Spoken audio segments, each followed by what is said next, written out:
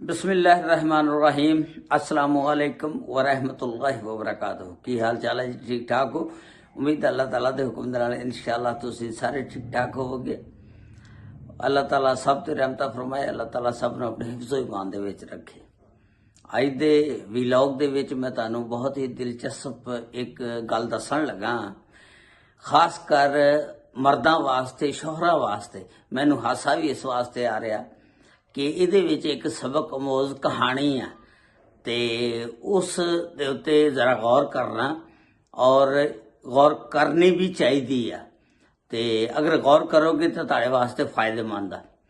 ਤੇ ਇਹਦੀ ਮੁਕੰਮਲ ਤਫਸੀਲਾਤ ਅੱਜ ਦੀ ਇਸ ਵੀਡੀਓ ਦੇ ਵਿੱਚ ਮੈਂ ਤੁਹਾਨੂੰ ਦੱਸਾਂਗਾ ਕਿ ਡਸਕਾ ਦੇ ਵਿੱਚ ਇੱਕ ਔਰਤ ਆ ਜਿਹੜੀ ਸ਼ਾਦੀ ਆਪਣੇ ਇੱਕ ਸੌਫਟਵੇਅਰ ਇੰਜੀਨੀਅਰ ਦੇ ਨਾਲ ਕਰਾ ਲੈਂਦੀ ਆ ਤੇ ਫਿਰ ਉਹ ਇੱਕ ਫਕੀਰ ਦੇ ਨਾਲ ਨੱਠ ਜਾਂਦੀ ਆ ਤੇ ਉਹਦੀ ਮੁਕੰਮਲ ਤਫਸੀਲਾਤ ਅੱਜ ਦੀ ਇਸ ਵੀਡੀਓ ਦੇ ਵਿੱਚ ਮੈਂ ਤੁਹਾਨੂੰ ਦੱਸਾਂਗਾ।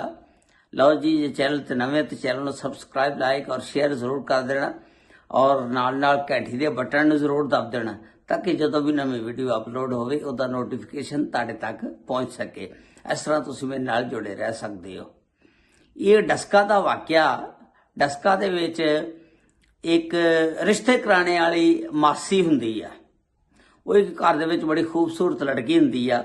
ਉਸ ਘਰ ਦੇ ਵਿੱਚ ਜਾਂਦੀ ਆ, ਉਹ ਕਹਿੰਦੀ ਕਿ ਤੁਹਾਡੀ ਲੜਕੀ ਦਾ ਇੱਕ ਮੈਂ ਰਿਸ਼ਤਾ ਨਾ ਕਰਾ ਦੇਵਾਂ। ਬੜਾ ਸੋਹਣਾ ਸਾਫਟਵੇਅਰ ਇੰਜੀਨੀਅਰ ਹੈ ਇੱਕ ਲੜਕਾ ਤੇ ਕੱਲਾ ਹੀ ਕੱਲਾ ਹੈਗਾ ਤੇ ਉਹਦਾ ਨਾ ਕੋਈ ਮਾਂ ਨਾ ਭੈਣ ਨਾ ਭਰਾ, ਸਾਰੇ ਫੌਤ ਹੋ ਗਏ ਨੇ, ਕੱਲਾ ਹੀ ਕੱਲਾ ਹੈਗਾ। ਤੇ ਉਹ ਮਾਂ ਲੜਕੀ ਦੀ ਕਹਿੰਦੀ ਹੈ ਠੀਕ ਆ ਕਰਾ ਦੇ, ਅਗਰ ਅੱਛਾ ਲੜਕਾ ਆ ਤੇ ਉਹ ਰਿਸ਼ਤਾ ਜਿਹੜਾ ਨਾ ਤੈਅ ਹੋ ਜਾਂਦਾ। ਉਹ ਰਿਸ਼ਤਾ ਕਰਾਣੇ ਵਾਲੀ ਜਿਹੜੀ ਮਾਸੀ ਆ ਉਹ ਰਿਸ਼ਤਾ ਉਸ ਲੜਕੀ ਦਾ ਉਸ ਸਾਫਟਵੇਅਰ ਇੰਜੀਨੀਅਰ ਦੇ ਨਾਲ ਤੈਅ ਕਰਵਾ ਦਿੰਦੀ ਆ ਜਾ ਕੇ ਫਿਰ ਜੀ ਉਹ ਸ਼ਾਦੀ ਹੋ ਜਾਂਦੀ ਆ ਸਾਫਟਵੇਅਰ ਇੰਜੀਨੀਅਰ ਦੇ ਨਾਲ। ਉਹ ਸਾਫਟਵੇਅਰ ਇੰਜੀਨੀਅਰ ਜਿਹੜਾ ਹੁੰਦਾ ਮਲੇਸ਼ੀਆ ਦੀ ਇੱਕ ਆਨਲਾਈਨ ਕੰਪਨੀ ਆ, ਉਹਦੇ ਵਿੱਚ ਉਹਨਾਂ ਦਾ ਕੰਮ ਕਰਦਾ, ਉਹਨਾਂ ਦੇ ਨਾਲ ਟੱਚ ਰਹਿੰਦਾ। ਯਾਨੀ 24 ਘੰਟੇ ਉਹ ਸਮਝੋ ਕਿ ਕੰਪਿਊਟਰ ਦੇ ਉੱਤੇ ਬੈਠਾ। ਉਹਦੀ ਨੌਕਰੀ ਇਸ ਤਰ੍ਹਾਂ ਦੀ ਆ ਤੇ ਉਹ ਚੰਗਾ ਅਮੀਰ ਸੀ, ਜ਼ਰਾ ਉਹਦੇ ਕੋਲ ਪੈਸਾ ਚੰਗਾ ਸੀ, ਵੱਲ ਸੀ। ਤੇ ਉਹ ਮਾਸੀ ਨੇ ਉਹਨਾਂ ਨੂੰ ਕਿਹਾ ਕਿ ਸਾਰਾ ਹੀ ਜਾਇਦਾਦ ਜੋ ਵੀ ਪੈਸਾ ਪੂਸਾ ਕੱਲੀ ਧੀ ਹੈ ਤੁਹਾਡੀ ਜੈਸ਼ੀ ਮਾਰੇਗੀ। ਉਹ ਰਿਸ਼ਤਾ ਜਿਸ ਵੇਲੇ ਹੋ ਜਾਂਦਾ ਉਹ ਵਿਆਹੀ ਉਹਨਾਂ ਦੇ ਉਸ ਸੌਫਟਵੇਅਰ ਇੰਜੀਨੀਅਰ ਦੇ ਘਰ ਚਲੇ ਜਾਂਦੀ ਆ ਤੇ ਜਿਸ ਵੇਲੇ ਉਹਦੇ ਘਰ ਚਲ ਜਾਂਦੀ ਆ ਉਹਨੂੰ तमाम चीज़ां जड़ियां ना वन सवनियां, महंगियां तो महंगियां, वन सवना सूट, महंगे तो महंगा ते अच्छे तो अच्छा खाना ते हर शै उन्होंने मिलती आ क्योंकि सॉफ्टवेयर इंजीनियर हुंदा कल्ला ही हुंदा, ना भैन ना भरा ना कटी ना वच्छी नींद आवे अच्छी। ते ओ भाई अजैशी दे विच जिंदगी गुजार रही सी ते लेकिन वो एडी दिल बर्दाश्त हो गई कि वो 24 घंटे जड़ा ना ਉੱਥੇ ਬੈਠਾ ਰਹਿੰਦਾ ਸੀ, ਕੰਪਿਊਟਰ ਦੇ ਉੱਤੇ ਲੱਗਾ ਰਹਿੰਦਾ ਸੀ ਤੇ ਉਹਨੂੰ ਟਾਈਮ ਨਹੀਂ ਸੀ ਦਿੰਦਾ ਹੈਗਾ। ਤੇ ਉਸ ਮਹੱਲੇ ਦੇ ਵਿੱਚ ਨਾ ਇੱਕ ਫਕੀਰ ਬਹੁਤ, ਯਾਨੀ ਕਹਿ ਲਓ ਕਿ ਉਹ ਪਤਾ ਨਹੀਂ ਫਕੀਰ ਦਾ ਭੇਸ ਉਹਨੇ ਓੜ ਲਿਆ ਜਾਂ ਉਸ ਲੜਕੀ ਦੇ ਨਾਲ ਪਹਿਲਾਂ ਉਹਦੀ ਮੁਹੱਬਤ ਸੀ ਜਾਂ ਕਿਸ ਤਰ੍ਹਾਂ ਸੀ, ਕੀ ਵਾਕਿਆ ਸੀ ਕਿ ਉਹ ਫਕੀਰ ਆਂਦਾ ਸੀ ਉਹਨਾਂ ਦੇ ਘਰ ਦੇ ਕੋਲ ਤੇ ਉਹ ਜਦੋਂ ਉੱਤੇ ਬਾਲਕੋਨੀ ਦੇ ਕੱਪੜੇ ਪਾਉਣ ਜਾਂਦੀ ਸੀ ਉਹ ਫਕੀਰ ਥੱਲੇ ਆ ਜਾਂਦਾ ਸੀ ਤੇ ਉਹ ਥੱਲੇ ਉਤਰ ਕੇ ਉਹਨੂੰ 10 ਰੁਪਏ ਦਿੰਦੀ ਹੁੰਦੀ ਸੀ ਤੇ ਉਹ 10 ਰੁਪਏ ਲੈ ਕੇ ਤੇ ਨਿਕਲ ਜਾਂਦਾ ਹੁੰਦਾ ਸੀ। ਤੇ ਹੁਣ ਇਹ ਪਤਾ ਨਹੀਂ ਉਹ ਨਸ਼ਈ ਸੀ ਜਾਂ ਉਹਦਾ ਕੋਈ ਪੁਰਾਣਾ ਆਸ਼ਿਕ ਸੀ। ਬਹਰਹਾਲ ਉਹ ਦੱਸਦੇ ਨੇ ਕਿ ਡਸਕੇ ਦਾ ਵਾਕਿਆ ਕਿ ਉਹ ਫਕੀਰ ਸੀ ਤੇ ਉਹ ਹੌਲੀ ਹੌਲੀ ਉਹ ਜਿਹੜਾ ਫਕੀਰ ਸੀ ਨਾ, ਇੱਕ ਦਿਨ ਨਾ ਉਹਨੇ ਉਸ ਲੜਕੀ ਨੂੰ ਫੁੱਲ ਦੇ ਦਿੱਤਾ।